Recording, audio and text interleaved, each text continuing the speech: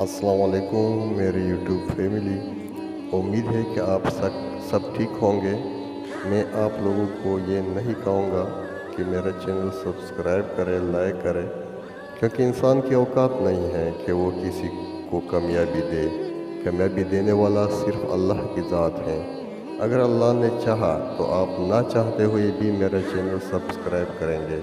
اگر اللہ نے نہیں چاہا تو آپ میرے چینل کو سبسکرائب نہیں کر سکتے۔ سارا اختیار اللہ کے ہاتھ میں ہے، تو میں کیوں آپ لوگوں کو کہوں کہ میرا چینل سبسکرائب کریں؟ صرف اللہ ہی کافی ہے میرے لیے۔ شکریہ۔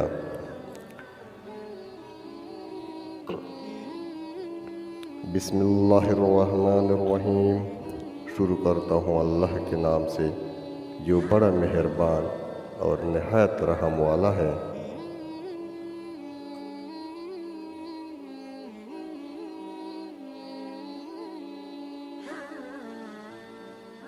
اعتکاف کے چند مسائل یہ ہیں۔ نمبر 1، رمضان کی سنت اعتکاف کا وقت 20واں روزہ پورا ہونے کے دن غروب آفتاب سے شروع ہوتا ہے اور عید کا چاند نظر آنے تک رہتا ہے۔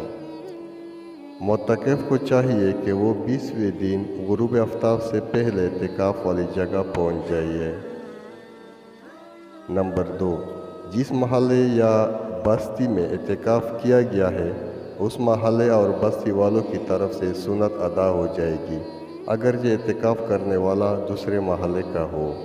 مسئلہ نمبر 3، آخری عشرے کے چند دن کا اعتکاف نفل ہے، سنت نہیں۔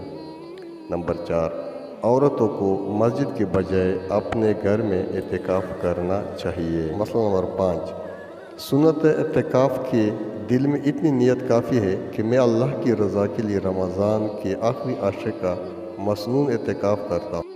کسی شخص کو اجرت دے کر اعتکاف بیٹھانا جائز نہیں۔ مسئلہ نمبر 7، مسجد میں ایک سے زیادہ لوگ اعتکاف کرے تو سب کو ثواب ملتا ہے۔ مسئلہ نمبر 8، مسنون اعتکاف کی نیت 20 تاریخ کے غروب شمس سے پہلے کر لینی چاہیے۔ اگر کوئی شخص وقت پر مسجد میں داخل ہو گیا لیکن اس نے اعتکاف کی نیت نہیں کی اور سورج غروب ہو گیا تو پھر نیت کرنے سے اعتکاف سنت نہیں ہوگا۔ مسئلہ نمبر 9، اعتکاف مسنون کی صحیح ہونے کے لیے مندرجہ ذیل چیزیں ضروری ہیں۔ نمبر 1، مسلمان ہونا۔ نمبر 2، عاقل ہونا۔ نمبر 3، اعتکاف کی نیت کرنا۔ نمبر 4، مرد کا مسجد میں اعتکاف کرنا۔ نمبر 5، مرد اور عورت کا جنابت یعنی غسل واجب ہونے والی حالات سے پاک ہونا۔